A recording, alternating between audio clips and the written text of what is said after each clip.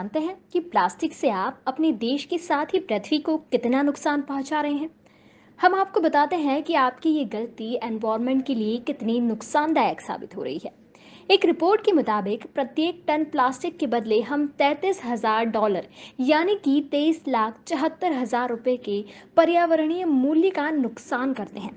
हम एक साल में लगभग 300 मिलियन टन यानी कि 3,000 लाख टन प्लास्टिक प्रोड्यूस करते हैं। इसका सबसे ज़्यादा असर फिशिंग इंडस्ट्री और टूरिज्म इंडस्ट्री पर पड़ रहा है।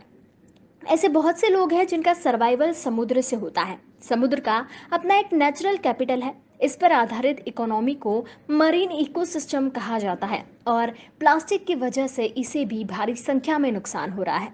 हर साल हम 2.5 ट्रिलियन डॉलर के मरीन इकोसिस्टम वैल्यू का नुकसान कर रहे हैं। एक रिपोर्ट के मुताबिक ऐसा होने में बहुत समय नहीं है और 2050 तक ये स्थिति खतरनाक हो सकती है। एक साल में हम लगभग 8 मिलियन टन प्लास्टिक समुद्र में डाल देते हैं और इसका नुकसान सिर्फ पर्यावरण ही नहीं बल्कि इकोनॉमी पर भी पड़ रहा है। प्लास्टिक के टूरिज्म इंडस्ट्री को भी काफ़ी नुकसान पहुंचाया है। समुद्र के बीच टूरिज्म के लिए बड़ा केंद्र है। गोवा जैसे राज्य इन्हीं समुद्रों के किनारों से पैसा कमा रहे हैं।